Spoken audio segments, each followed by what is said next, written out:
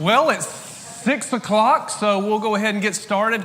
My name is Stephen Scheidel, and I'm the pastor here at Morehead United Methodist Church, and so glad that all of you have joined us this evening. Welcome to Morehead, and thank you for attending our scam and fraud prevention presentation. It is our hope to equip all of you with information and practical tools to hopefully mitigate your chances of falling victim to scam or fraud. So to accomplish that goal, we will first have Miss Donna Summers share her recent experience as a scam and fraud victim. And then we will have two experienced local professionals offer guidance to mitigate your chances of becoming a victim and to provide you with information and resources to help you know what to do should it happen to you. And at the end of the presentation, we will give our presenters some time to answer any questions that you have. And the way that we'll do the questioning is in order to submit a question, just write those questions on the index cards that are located at the end of each of your rows or pews, and then we'll collect those index cards with your questions on them, and then during the Q&A portion of the presentation, towards the end of our time tonight, I'll read those questions, and then our presenters will answer those questions. All right? That sound good? So before we begin, I do have a few housekeeping matters. I hope that you'll silence your cell phones to avoid interrupting our presenters this evening. And then feel free to get up anytime that you need to use the restroom or whatever you need to do. And if you need to know where the restrooms are, I'll tell you now. You can use this door here located to my right, to your left. And if you go out this door, just take a quick left and then a quick right down the hallway there, and you'll see the restrooms on your left. And if you'd rather use the rear exit, then take a quick right, and you'll see some stairs on your left. Go up those stairs, and you'll see the restrooms at the top of those stairs. Are you ready? Are you ready? Okay, here we go then. I'm going to introduce our first speaker, Miss Donna Summers. Many of you probably know her, but for those of you who don't, she graduated from the University of North Carolina at Greensboro with a BA in psychology, and then earned her Master's of Social Work degree at the University of North Carolina at Chapel Hill. Her primary career was with the Department of Social Services, Child Protective Services unit, investigating child abuse and neglect. And she was also a social worker in both a hospital and a high school. And in retirement, she volunteers with the Red Cross, coordinating our blood drives here at Morehead and volunteering at other blood drives. So I hope that you'll help me welcome Miss Donna Summers.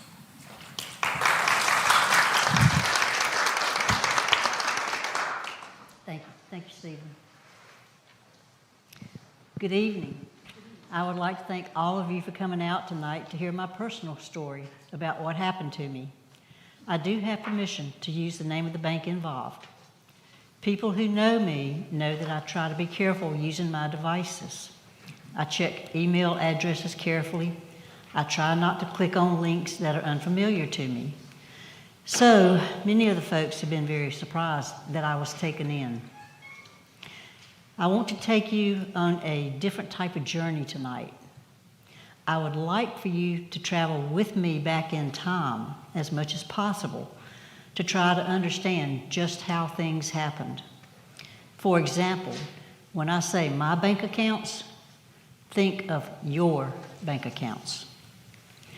Let's go back to a Friday afternoon in September, and remember that the times I mention are important.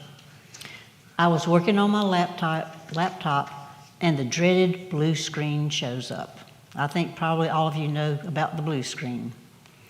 I knew not to call the Microsoft number at the bottom of the screen, so I went to Google to find a legitimate Microsoft number and called it. I ended up speaking with Jack. He explained how to unlock my laptop, and then, with my permission, he loaded a program to run a scan. He found 5 problems, including that my IP address had been hacked, meaning that my social, personal, and financial information had been compromised. He checked several other things and gave me his Microsoft ID number and a number for a secure line where it would be safe for us to talk, since my phone was also supposed to be compromised. Then, around 2:30, Jack transferred me to Bank of America, where I spoke with Tim. Tim also gave me a phone number to talk with him.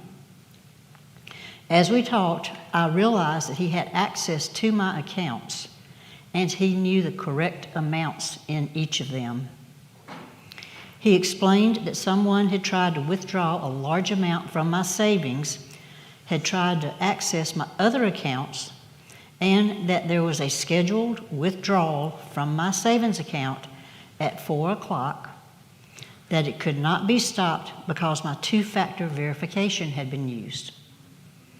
The only way to stop it was to withdraw enough money from my savings account so there would be insufficient funds for the 4 o'clock withdrawal. And what led to everything happening was what Tim said next.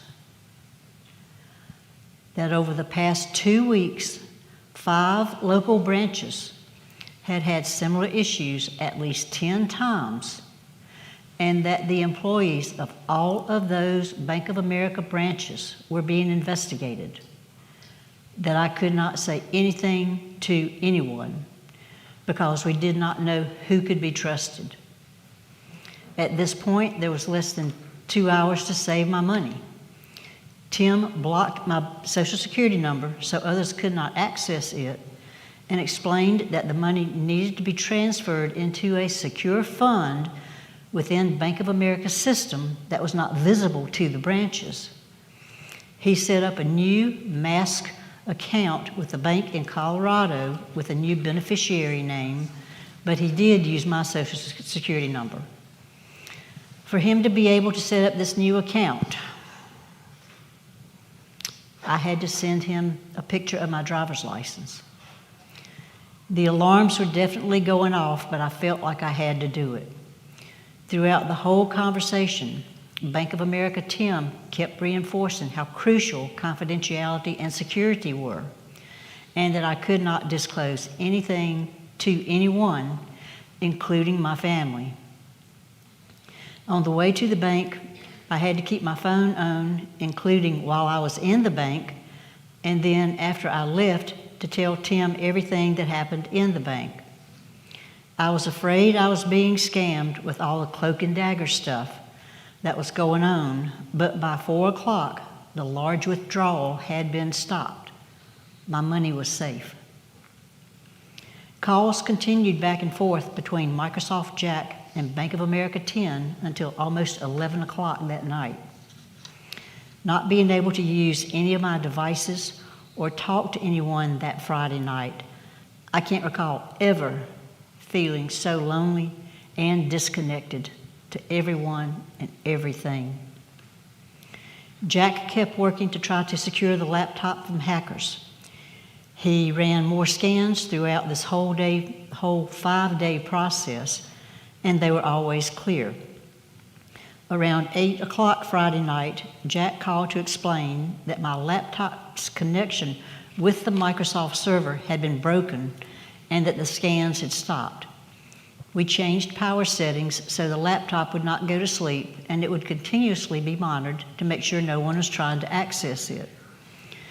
At this point, I explained my hesitation to Jack and the fear of being scammed, but he told me that if I did not feel comfortable with him changing the power settings remotely, he would tell me how to do it.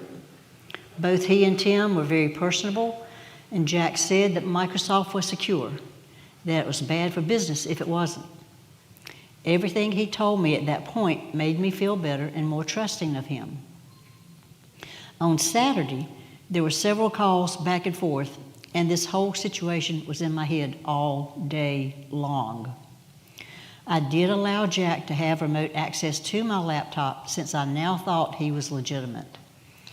Bank of America and Microsoft were in contact with each other, and the large wire transfer was showing in the new bank account in Colorado, but Tim explained that it was safe within the Bank of America system. He would monitor the accounts over the weekend to see if any hackers attempted to get into them, and if there was nothing else, my money would be transferred back into the real account on Monday.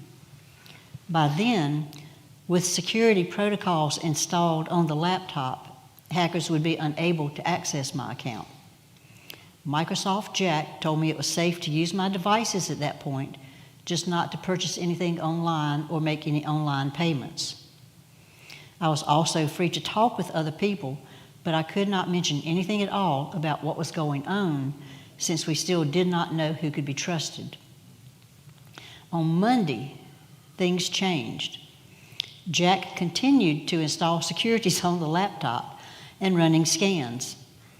Just after 2 o'clock, Bank of America Tim said there had been many attempts on my checking account and that I needed to go through the same process as I had on Friday to protect my funds by wiring a much larger account to the Colorado bank, reducing the funds in the checking account to where the hackers could not withdraw money. The larger wire transfer was completed by 4 o'clock, but by 4:45, the transfer still had not gone through. Tim called and spoke in a demanding way for the first time. He told me to call another local branch since my branch had closed at 4 o'clock, and the second branch did confirm just before closing that the wire was done, but it could take 24 hours for it to go through. On Tuesday, a family member passed away early that morning. As the day progressed, things changed even more, with Bank of America Tim's overall tone becoming more frantic. Microsoft Jack was still running scans and loading security software. Tim called at 11 o'clock, wanting me to call the bank to find out why the wire had not gone through. I spoke with Jay at my local branch, and he said that he had spoken with his manager. The wire transfer was being investigated by the wire fraud department for everyone's security due to the large amount of money, and he told me how to contact that particular department. I spoke with Tim, and he told me to go ahead and call the fraud department, but again, I could not say anything because that employee could also be in on the scam since the local branch had requested the investigation, and that I still could not trust anyone. The fraud investigator asked many questions. Some included, how did I get the new bank information? Was the decision my choice? Was I threatened? Are you lying to me? I said no. I later asked him if he couldn't talk to the fraud investigator, but he said no, because the flag on the wire had been placed from the bank, and whoever did it could know the fraud investigator. He became more pushy, telling me to call Jay at the local branch and tell him it was my money, that I would sign a consent, that I knew what I was doing, no one was forcing me, and I wanted my money transferred now. I was starting to feel more frantic, knowing that things weren't right, but I was still afraid to say anything. Since the bank employees were being investigated, and me knowing that things had gone too far, I tried to contact an attorney, but was unable to. I decided to speak with Pastor Stephen that afternoon and explain the whole situation to him. He said the police needed to be involved, and I didn't argue with him. During the rest of the afternoon, while I was driving to the police station, and even while there, Bank of America Tim was texting and calling, although I'd told him my family was in crisis due to the death earlier in the day, and I would be unavailable. At 2:30, I spoke with an officer on the desk at the police station, and she called the number I had from Microsoft Jack. She immediately knew it was illegitimate, and then she called Jack's secure line. She recognized it was through Google Voice and was unable to reach him. However, a few minutes later, Jack called, and the officer identified herself as working with the police department. She confronted him with information, and he strongly denied it. I filed an official police report before leaving. At 3:45, it was confirmed from the true wire fraud department that the Friday wire transfer had gone through, but the second transfer from the day before with the larger amount had been canceled. I filed a report at that time with the true Bank of America fraud department in hopes that maybe I would be able to reclaim some of the lost money. A Greensboro police officer came to my home early Tuesday evening to take an official report, and Detective Harrell spoke with me a couple of weeks later. In late November, I was notified by the Bank of America wire fraud department that the investigation had been completed, and the money from the first wire transfer was not recovered. Remember, Colorado is 2 hours behind North Carolina, and the transfer was made late on a Friday, so I really was not surprised. I was very fortunate that the second transfer was able to be stopped, and I did not lose that larger amount of money. Detective Harrell encouraged me to complete a report filed with the FBI's Internet Crime Complaint Center. He explained it was filing specific information with their registry, and I would not hear back from them. All right, now, is anyone confused about what I just said? Just a little bit, maybe? So, hopefully you can now understand a little bit better how I got taken. After everything that happened, I was so upset with myself. All the lying was so not like me. And the way that I had acted from the very beginning, I felt that something was off, and I was determined to right as many of the wrongs as I could. I was almost as upset about the lying I had done as I was about the money that was lost. So I went back to the bank a couple of days later, and I met with Jay and the bank manager, telling them everything and apologizing profusely. They were very kind and understanding, speaking of how rampant scams and fraud are. I next reached out to the Bank of America fraud investigator that I had lied to and apologized over and over to her. She said she could tell yesterday by my voice that I was not being honest, that she herself had been a victim, but with a smaller amount of money, and she too was very kind and understanding. The last way I chose to try to make amends was to do presentations like this one, to give all the details so people could hear and hopefully experience on some level how I was pulled in. And I just couldn't get out, even given my better judgment. If I can prevent anyone from going through what I did, it will have been worth it. It could happen to anyone, no matter your age, although some younger may not have lost the amount of money that I did. Thanks again for coming out tonight.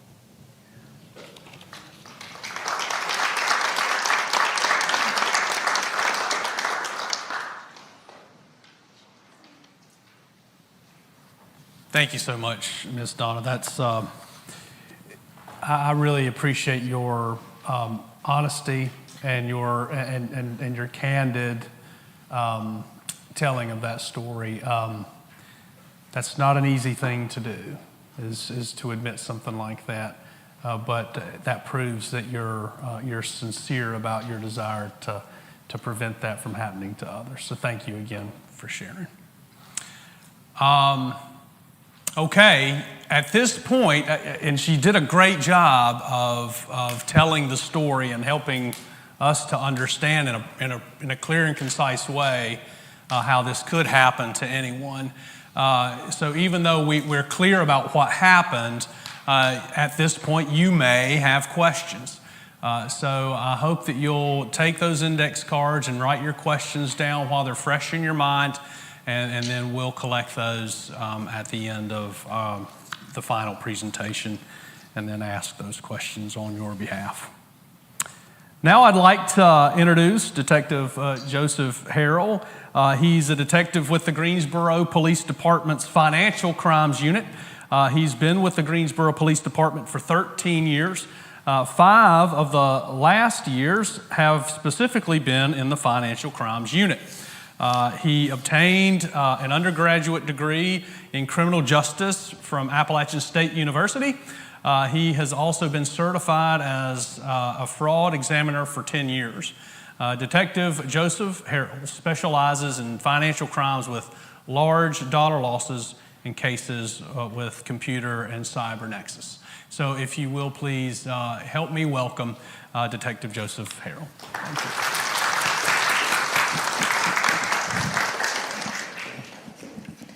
Thank you all. And Donna, thank you for inviting us to do this. It's through opportunities like this where I think we can truly help prevent scams like this from happening. So thank you. Let's see, there we go. All right. So I have a couple of talking points here. I guess this first one here is just, what's the difference between a scam and a fraud? This is something that comes up, I guess it's what maybe the general public would talk about. In law enforcement, we don't differentiate like that. It's, but, with a fraud, that's going to be, for example, if your credit card was used online without your permission, whereas the scam would be you gave that credit card to someone unknowingly that they were, a criminal. So I think that's kind of the difference that, maybe the general public would want to know the difference between those two. But in my world, we're worried about criminal statutes, right? So in Donna's case, what happened to her, that would be something called obtaining property by false pretenses. That's a fancy way of saying fraud. When that general statute was written, it is a catch-all general statute, so it kind of covers everything. Instead of trying to get like a specific fraud, it covers a lot. So that would be the crime we would be investigating in your case. Got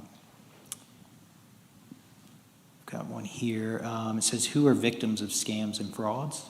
So everybody is, right? It's not just old or young. It is everybody. But the types of scams that happen to different age classes, it can almost be put in like different categories, right? So a lot of our victims that are 60 plus, a lot of them fall for what's called tech support scams. Tech support scam meaning exactly what happened to her. She had, something happened on her computer where, a blue screen came up with a phone number,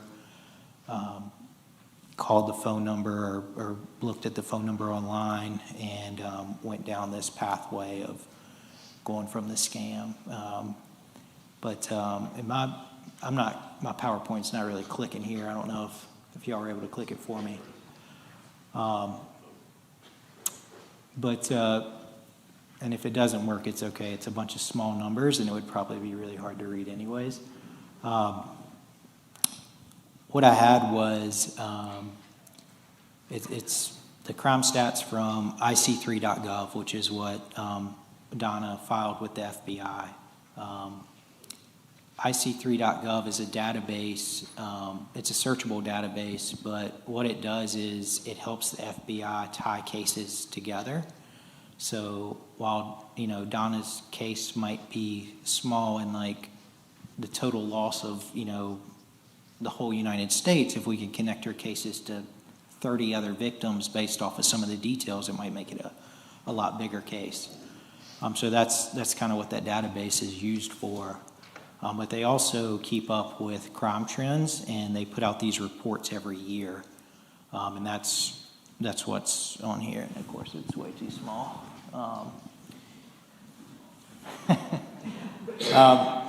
Anyways, if you could read the numbers up there, this is crime stats for victims who are over the age of 60. And the number 2 up here, the second one, is going to be tech support scams, and that's exactly what happened to Donna.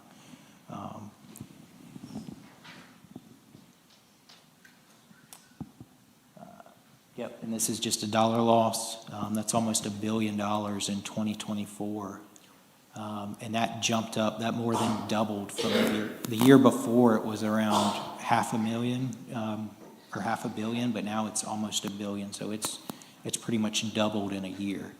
So, this is a very common type of scam.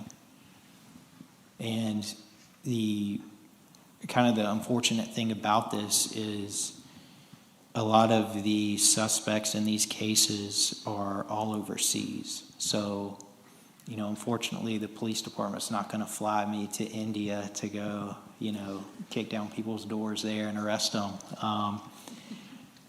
That's something where the federal government would have to get involved with and, work with law enforcement in India to try to, make an arrest.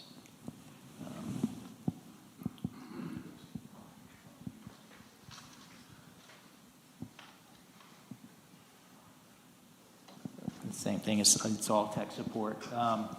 What I've got for you here is it's just a little bit of hope. The FBI does work with law enforcement over in multiple countries, and recently in 2024 they've been doing a lot of bust over there for just tech support scams and like call centers. They've had a huge increase in arrests. I think it was like a 700% increase in just that year alone. So there's no telling what it's going to be for 2025 if they keep up that trend. So hopefully, the people that did this to you will, get arrested for that. Donna's case was really tough. Money moves really fast now, and their goal is to get it overseas as quickly as possible out of our jurisdiction. So, these cases are time sensitive. So it's, every hour counts, and that's the way, you explained it to them, just that 2-hour time difference over in Colorado, messed some things up. So, let's see, I've got another talking point here. It says, what could Donna have done differently?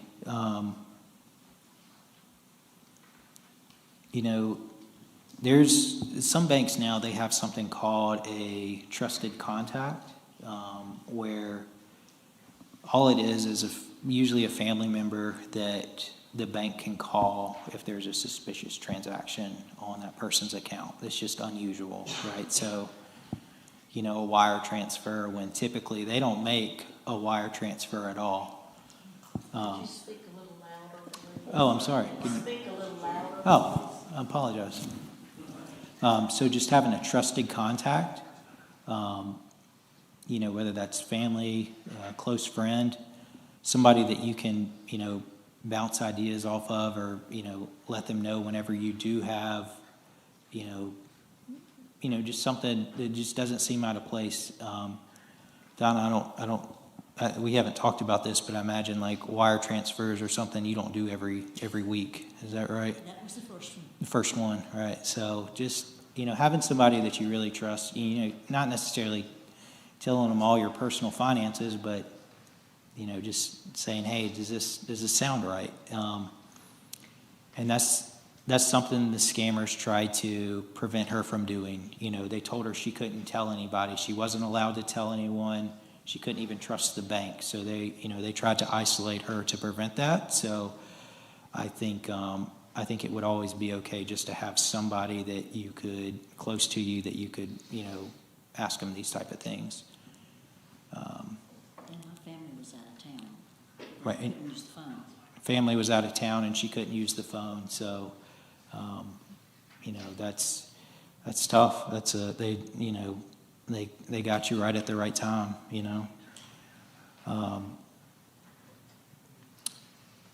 And another thing too is just, getting it reported just to us as quickly as possible, which you did report it fairly quickly. Like I said, these cases are time sensitive, so just, getting to us ASAP. Our goal in these type of cases is to get the money back. That's our primary goal. Arresting somebody overseas, it's really tough, and that's up to our federal partners to do that. So, anyways, I've got one here that says, what resources are available through GPD when someone is victimized? Unfortunately, for financial crimes, there aren't too many resources with the police department. So what we do is we actually partner with the Family Justice Center. That's where our next speaker is, and they can help get them. Well, I'll let her talk about all that, but anyways, we usually make referrals to them. There are other crimes that the police department can help out with, like violent crimes and stuff like that. There might be more resources there, but for a financial crime, right now we just don't have too much we can do other than partner with outside groups. That's all I've got. Thanks.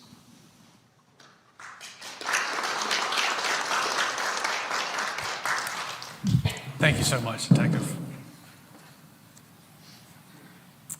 So as Detective Harrell said, they partner with the Justice Center, Family Justice Center. So I'm excited to introduce Heather McGill.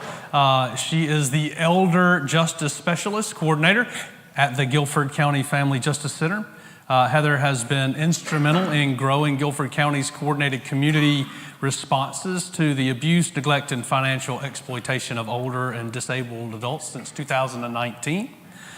She leads the countywide monthly multidisciplinary team meetings comprised of at least 25 professionals as well as facilities for the monthly case review meetings.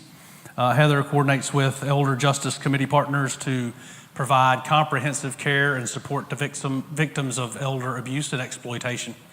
And she also develops and leads local and statewide training focused on coordinated elder abuse prevention and response.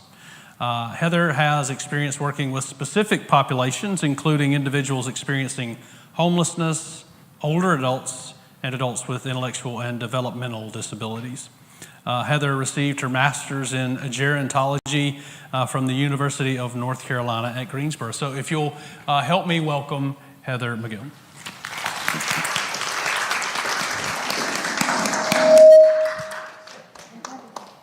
I don't know if I need a microphone. Can everybody hear me, or I think I need a microphone? Can you hear me? Okay. Can be pretty loud. Just a raise of hand. I'm just curious, who in here is familiar with the Family Justice Center or knows that we have that resource in our community? Okay, few hands. So first, I'm just going to start off by telling you about that because it's a wonderful thing that we have that not every community has. We have 2 locations. We have one in downtown Greensboro and one located inside of the High Point Courthouse. The Family Justice Center is a one-stop shop for domestic violence, sexual violence, child abuse, elder abuse, and harassment and stalking. We just celebrated 10 years in July. When we started the Family Justice Center, Guilford County was leading the state with the most domestic violence homicides. So that's really where our county and city leaders said we need to do something to respond to this in our community. From the inception of the Family Justice Center, elder abuse has been a priority, and a part of that is financial exploitation and frauds and scams. When our Elder Justice Committee really started working on outreach and education, we pulled what's the #1 thing older adults in our community were calling 911 for, and it's frauds and scams. So they're rampant, they're happening all of the time, and we knew that we really wanted to do a lot of work around that. You can see in this picture that we have multiple partners. So when you think about the Family Justice Center, we are like the house, and then we have multiple people working on site from different agencies. And so we have law enforcement, child protective services, adult protective services, mental health professionals, attorneys, law enforcement from multiple jurisdictions are there. So you name it, we have them on site. And the whole goal is that when a survivor comes in, they can tell their story one time, and that we can bring the professionals to them. We have an Elder Justice Committee, and so a lot of that work is professionals that are working inside of the Family Justice Center, but also professionals in our community that just have some type of intersection or commitment to making our county a safer place to age. Over the last 10 years, we've seen a 64% increase across North Carolina of reports to adult protective services. As many of you may know, the demographics are changing, and over the next several years, we'll have more people living over the age of 65 than under the age of 18 for the first time ever. So we'll start to see, just like Detective Harrell was talking, like those reports will continue to rise. Let me see if I can click it. So our Elder Justice Committee focuses on three things: education, just like we're doing tonight, especially around frauds and scams. We know that the best way to combat that is preventive education. It's talking about it, normalizing it, and we'll talk a little bit about why many people don't report. And then developing resources, and then how do we respond when it happens.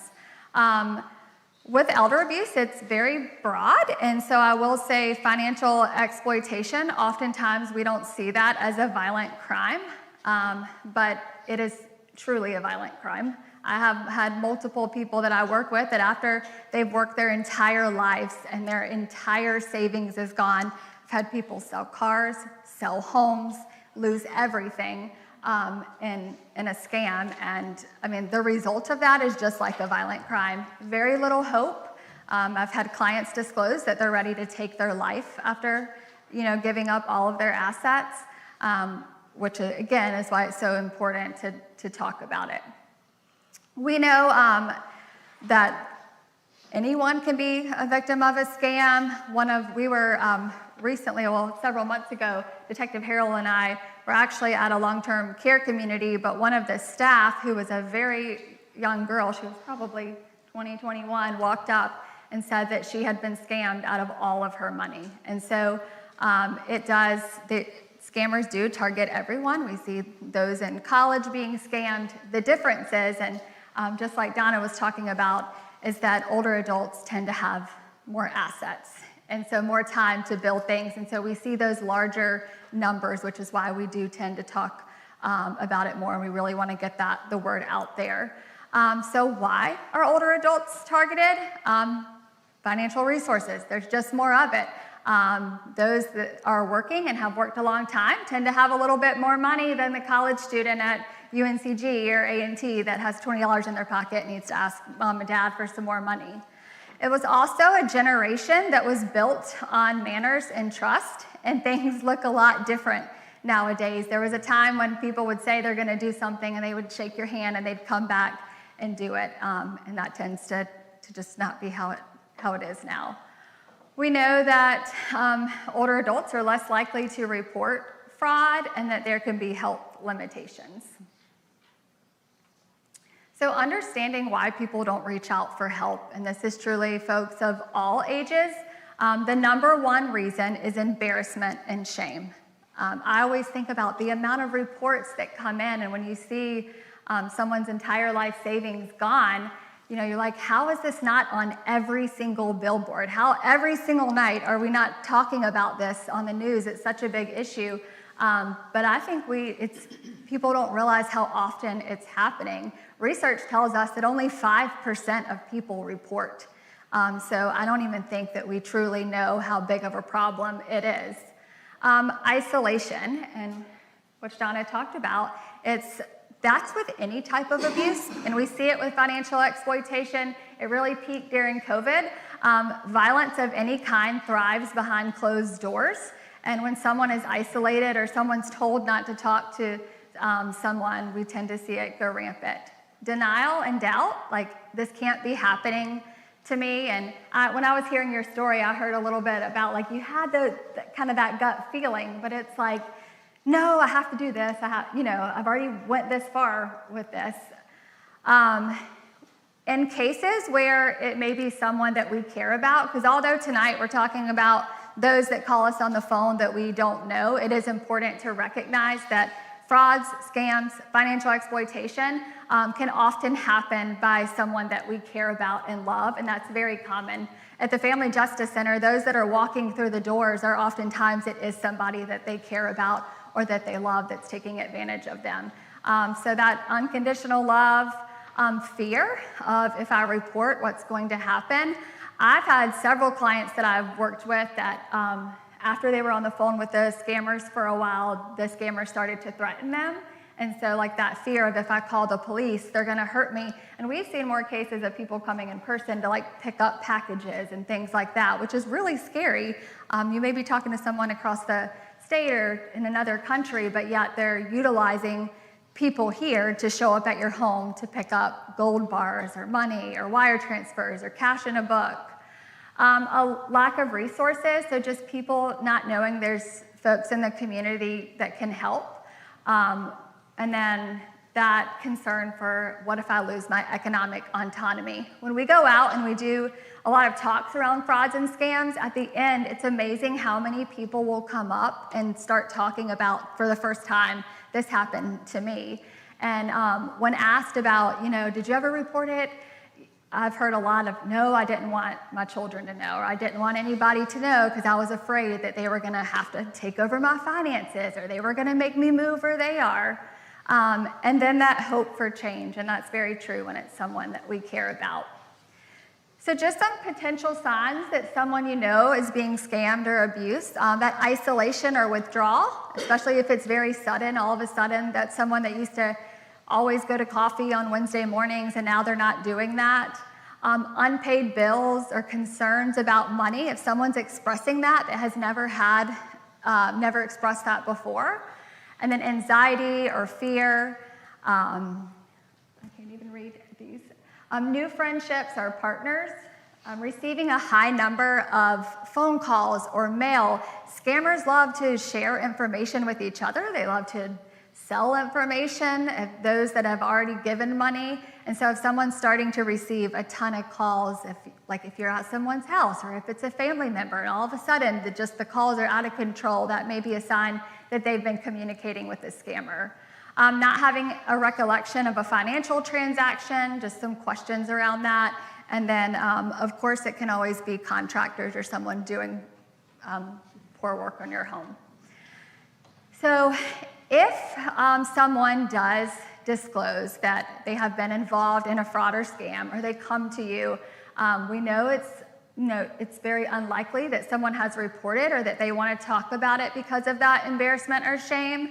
And so just like happened here when you went to your pastor, like how important that is. We use this picture of this dog to symbolize that we have two ears and one mouth and that we should use them in proportion. So when someone says that, this has been going on, we want to listen first and make suggestions second. Show concern and validate someone's feelings. No one is harder on themselves than themselves in these situations. And I'm sure you could say it. There's nothing anyone could have said to you that you probably weren't already feeling. This is really important when it's someone that we know or we care about that's harming us, is just recognizing that abusive relationships are complicated. And we see this when it's adult children or grandchildren that are financially taking from us. If the first thing we do is say, you need, to get that, your 50-year-old son that has never worked off your couch, and how could you let him do that? The first thing someone's gonna do is defend them, right? And so coming at people, telling them what to do isn't a good way to address it. And then know that there's resources available to help. And so we work with a lot of folks in our community, whether it's a scam like Donna talked about, or romance scams, or the grandparent scams, or anything that's been going on where they've lost a substantial amount of money or they're just really upset about what has happened, we have found that counseling is really important, or just talking with someone or having a safety plan for what do we do next. So whether that's contacting the Family Justice Center or walking right in, we're happy to walk someone through it. And if you're not sure if you should contact the police yet or who you should contact, we're happy to brainstorm. So what are some ways that you can convey support if someone discloses that they're involved? It sounds so simple, I know, but just, I care about you. Like those words can be so powerful, and they don't take a degree or anything, just saying those. It's amazing what someone will tell when they're asked. And so if you notice a change in someone, or you notice that they're really down, just saying, you've been really different lately. Is everything okay? Or you haven't shown up at these places. Or again, like you're receiving a lot of calls, or you don't seem like everything's okay. If it's someone that they know that's harming them, the words, it's okay to still care or love someone and not like what they're doing to you. And then again, knowing that there are resources that can help. So just some quick tips to avoid scams, and I will say that the biggest one is, before I go through these, is to pause. Just pause. Scammers love there's usually two different feelings that's going to happen. So it's either a scam that's going to make you really, really afraid, just like Donna talked about, of your money is compromised, you must do something now. So if it makes you very anxious and that feeling of, I have to act right now, that's a time to pause. We see that in the text scams, we see that in the grandparent scam, we see it in the romance scam when there's, someone needs money and it's urgent. So if you're being told you have to do something right now, pause. And the same when it makes you really, really happy. So if you get a call that you have won the Jamaican or Canadian lottery, and if you didn't play the lottery, you didn't win the lottery. But those feelings of like, oh my goodness, like this is so great. The lottery scam, Publishers Clearinghouse, we hear those, and it's just like Donna talked about, where they really take time to talk on the phone and they seem so nice. They will do that with those scams that make you really happy. I have clients who have allegedly won the lottery or the Publishers Clearinghouse scam, and the scammer has spent so much time on the phone with them that they have made a list of exactly how much money they are going to give every child and every grandchild for Christmas. I mean, it is very broken down, and it's, again, that feeling of it makes you really, really happy. You have to pay taxes and do it right now. So, again, scared, happy, it's time to pause when a phone call comes through like that. But just avoiding unknown callers and cutting off contact swiftly. If somebody has something important to say, they will leave a message. Scammers can spoof their phone calls, and so if you see a number coming through that it's your bank, it's always good to hang up and go to the bank directly. And the scam I remember when we chatted originally, I hadn't heard that about, that was a good one that everyone's in on it at the bank. And so, I mean, that was good. But just hanging up and going directly into the bank or calling a different number, from the bank on the back of your card. Do not share any personal information or make any quick decisions. I would rather, like these IRS scams or these warrant scams, saying that if you don't pay right now, has anybody gotten those where the police are coming, you have a warrant for your arrest? We always talk about that, the police don't call first and tell you that they have a warrant. So they're gonna just show up.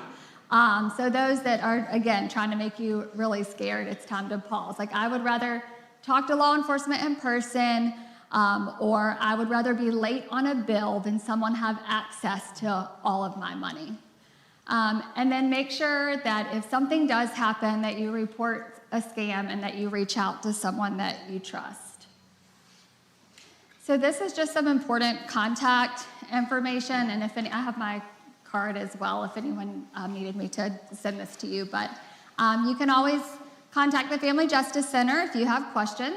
You can always call the non-emergency line for the police department or your local jurisdiction, wherever, if you reside in the city or the county. And then also, if you know someone who may be the victim of a fraud or scam and you don't feel like they're able to make safe decisions for themselves, so we see this oftentimes in the different stages of cognitive aging decline, or if there's dementia going on and someone's on the phone and they're giving away all their money, you can report that to Adult Protective Services. You can report it anonymously if you want to, but it's really important to intervene. So many of the cases, it's not always just a relative. It's a church friend, it's somebody next door, it's somebody that just cared enough, to stick their nose in somebody else's business a little bit so that they could get some help that they needed. I think that's all I have. We're happy to answer any questions.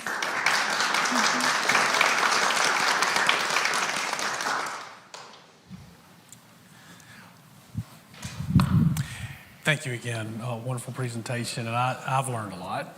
So thank you for that. This is the time when we collect those question cards from all of you. So if looks like we're collecting those now.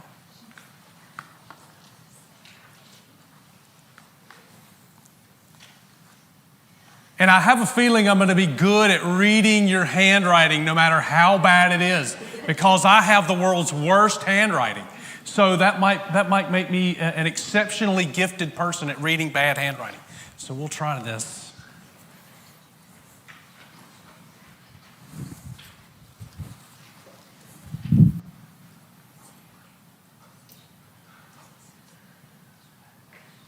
Okay.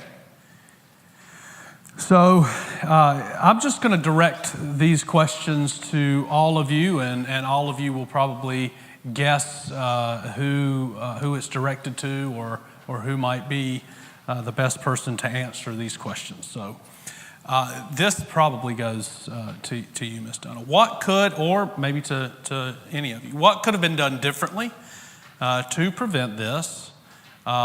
Who should be your first call? And what was it about not using the phone?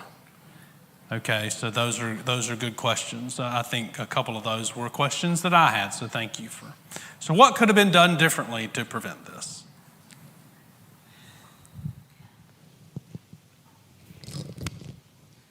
Well, the thing about the phone was it's hooked into the IP address also. At least that's the way I looked at it. And they told me that it wasn't safe. And so that's why I was so disconnected from anybody and everybody. So that's the isolation point that was made. They isolate you so that it makes it difficult for anyone to know what they're doing to you. And so to ask you not to use the phone, or to say, well, that's just another way that they can access your information. Exactly. And so, right. Yeah, they told you that, and they were very believable. So any other questions on this card that any of you would like to answer? What could have been done differently? Who should be your first call?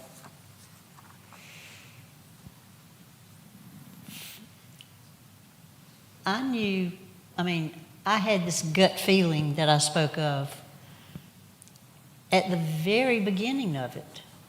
But it's not unusual to have someone with a strong foreign accent to answer a call when you call into customer service anywhere. So that really didn't mean anything. What scared me even more, or made me think about it even more, was that it was 2 o'clock on a Friday afternoon. I immediately thought, Friday afternoon, this isn't good. But then I just got into it. I called it a downward spiral, and I couldn't figure out a way to get out. I knew what I was doing. I knew I wasn't supposed to send my driver's license, a copy of the driver's license to him. But that was the only way that he could set up the new account to protect my money. So that sentence that they said about the bank employees are being investigated, that did it. It sounds to me like fear will make you do things that you know you aren't supposed to do. Yeah. And I think that was the point that you were making, is that extreme fear, then all bets are off. I'll do the exceptional. I'll do the things that I know I'm not supposed to do. Mm-hmm. So they were able to trigger your fear and make you do some things that weren't rational, right. I guess, yeah. So you made a very good point. Yeah, and I think there's that sense of urgency to do something, and I don't know if you could answer on the bank side. Like, they're never going to ask you to transfer or wire money, the bank. Like, No, the bank would never ask you to do anything like that. Typically when somebody calls and, they say that they have some kind of fraud scenario, they might reissue a new debit card or something like that, but it would never be, we have to, we need your driver's license to create a new account or anything like that. Freeze your account. Right. Did you write a question down? No, I didn't write a question. Okay, then you have to write it down. Okay. Okay, let's see. What is some of the text verbiage that a scammer would text to a possible victim? It really depends on the type of scam. I'm sure everybody in here has gotten a text message about you have a package being delivered or something from FedEx, or maybe your your license plate was captured at this toll. You got to pay this amount of money for this toll fee. Has anybody in here gotten something like that through text message? Okay, majority of us, yep. So, I think the verbiage is always going to be a little bit different for each of those cases, but usually it's kind of the same thing we've talked about. There's a sense of urgency. It's involving money that either you're trying to protect or money you owe. So that's usually just kind of the common thing. And then also just broken English in the text messages. I don't know if y'all have seen some of them. They're not always correct, right, in the spelling. So. Very good. All right, I did get one of those. Where do we report scams? So this was a practical question because they couldn't see the slide. Yeah, so you can report scams if you're the victim of one to the police department. You can go to our website and you can file a report there. We have a way you can do that. Somebody will call you after you file the report, just kind of confirm everything. And then from there, it'll go to, for a supervisor to review and assign to a detective. You can also file with the FBI through that website we talked about, ic3.gov. And that's like I said, that's the one that's more like a database that connects the dots, all over the country. For example, like that phone number you talked to them on, it might connect it to 10 other people that spoke to someone on that same phone number. So it's a really powerful resource.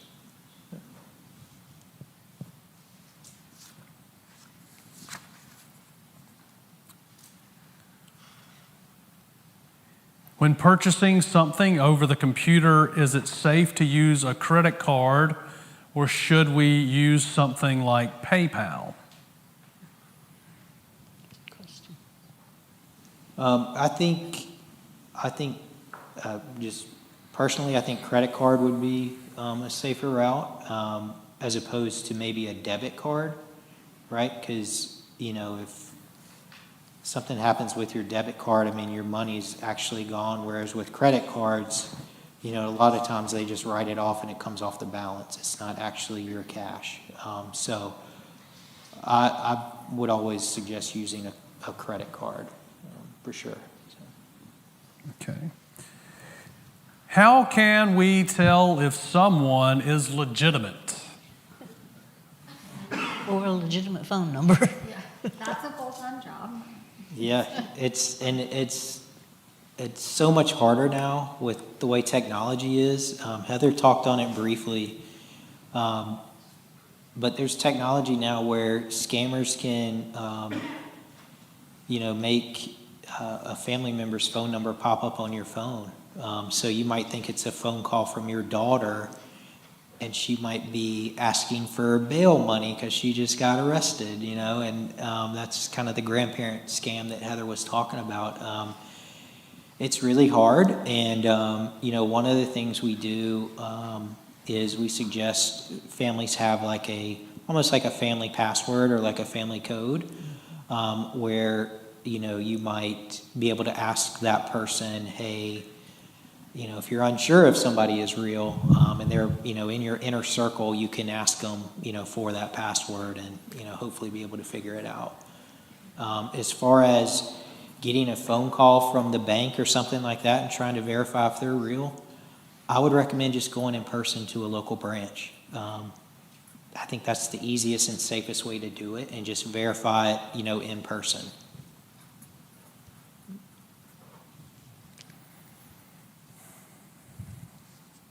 Let me say too, along those lines, when I was talking to the folks at the bank after everything was over,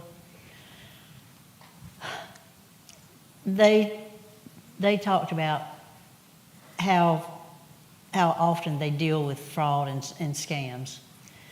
And I told them about how I had my phone in my pocket, it was on, and Tim was listening supposedly.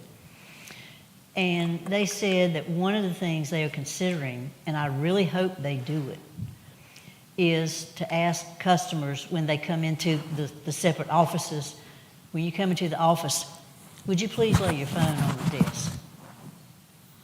I wish they had done that for me.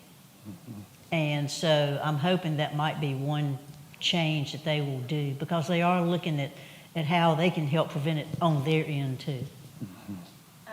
Wait, say that again? I didn't understand what you. If you're going into the bank, like to do some business, like to get a CD or something, But he asked you to have it on when you went into the bank? I had it on the whole time. Wow. We see that a lot. They'll say they'll keep them on the phone to prompt them, or when the bank teller says, why are you withdrawing this amount of money? They'll prompt you, it's for home renovations. So things like that, but yeah, on the phone. Yeah, he had me telling all kinds of lies and stuff. It was awful. Okay. So this was a question that I had. So you told us that you instead of calling, that you tried to prevent a possible scam by not calling the number at the bottom of the blue screen, but instead went online to find the number, found that number and called. Exactly. So this is a good question.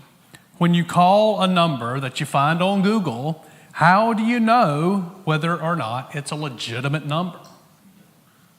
Evidently, I didn't. Yeah, that's a tough thing to do. I think, it depends on, what website you're going to. Is this the bank you log into every day, and it's a trusted site that you have saved, as a favorite that you can go in and, to pull the number off of there. One of the things we're seeing now is, scammers can maybe create a fake website only briefly, but it affects so many people because it's such a popular website. Like, imagine any big bank out there and they just had a fake website for 30 minutes before Google catches it. How many people would click on that link and click on a phone number, and it would all, be fraudulent. So I think, maybe saving your websites that you use the most, that you've already verified or trusted, maybe just saving that in, as a bookmark. That way, if you do everything by Google search, those fraudulent websites don't pop up. And a lot of those, when you're searching on Google, the ones that come up that say sponsored beside it, or like an advertisement, those are the ones that we're seeing that they're able to just create this thing really quickly before anybody catches it. Those are the ones you kind of need to look out for. Okay.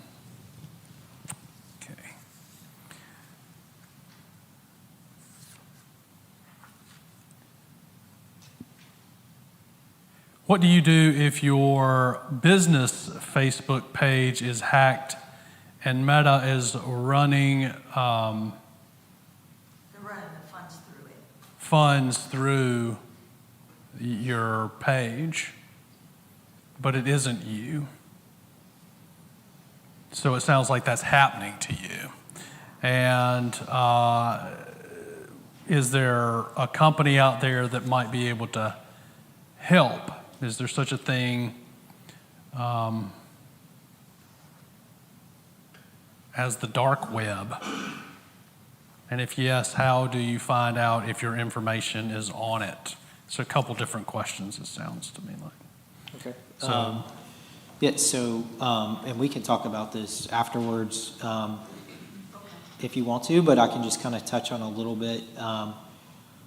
Ultimately, Meta is a private company. Unfortunately, we're kind of at their mercy as to what's up there. So So are the people. I closed it. Mhm. May I interact? Is that allowed? well, what we don't want to have happen, and that's the reason that what we don't want to have happen is for this to sort of become a runaway train. That's the reason we're doing this. Yeah. Just to be conscious of everyone's time. So this may sort of be scam adjacent. Would you consider this a part of the conversation or adjacent to the conversation? I think it's part of it, but I can just kind of touch on it briefly, and we can go into more details afterwards if you want to. Ultimately, it's going to be up to Meta or Facebook to take that down. So they have a process where you can go through and try to request it. It takes a while. I don't know if you're already on that pathway or not. I've talked to people that have been in the same shoes as you, and it takes a while. I think you also had a question on there about the dark web. Yeah. How do you know if does it exist, and if it does, how can you find out whether or not your information is on it? It exists, but it's not just like a single website you can go to check to see if your information's on there. Think of it as, multiple different marketplaces, websites, forums, things like that. So it's not just like a one-stop place where you can go to search. So there's no real way of knowing if your information's on there. I know that there's certain companies that advertise that, they can protect you from your information, being out there. And what I believe they're doing is they're on some of these forums just looking for specific clients of theirs that pay for protection. But that's really the thing. I don't think you can really truly know if your info's out there or not. As many data breaches and stuff like that as there are, I would assume that most of us have had some portion of our information, put on the dark web, whether that's just a phone number and an address or something more sensitive like a social security number. I just think there have been so many of those data breaches. I think that, we're probably all touched by it, maybe just a little bit, maybe not the whole full-blown identity theft situation, but there's just so much of it out there.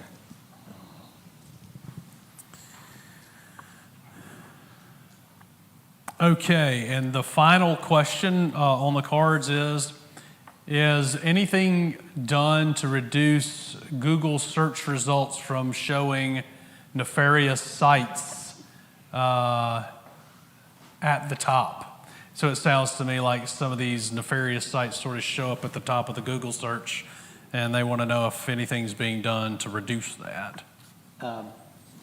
So I don't have a contact with Google that I can, personally call and just ask them this, but, recently, as these cases keep popping up, I have heard that, they do actually have people that go on there and try to verify these things and investigate them and take them down. That's why they're not up there very long. So they do, try to get them off of there as quickly as possible. Okay. Based upon the questions that have been asked, is there any more information that's maybe triggered your thoughts? Anything that you thought you might want to add?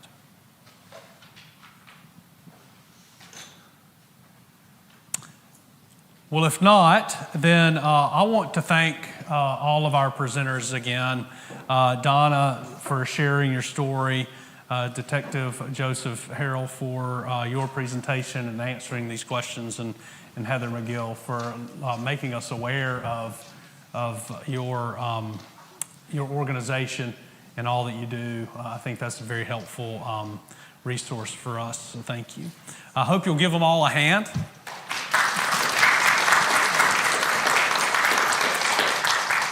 I also want to thank our AV technicians for making us sound good and for making sure we could see the slides. I hope you'll give them a hand. And I want to thank our greeters and our ushers and volunteers who helped this evening for this presentation. If you'll give them a hand. And finally, I want to thank Donna for pulling this presentation together. Very grateful to you, if you'll give her a hand. And I also want to thank all of you for coming this evening. I really hope that you walk away from this presentation feeling more informed and prepared to defend yourself against scams and frauds, and to know what you should do should something like this happen to you, or if you suspect that it might be. Please travel home safely and have a very Merry Christmas.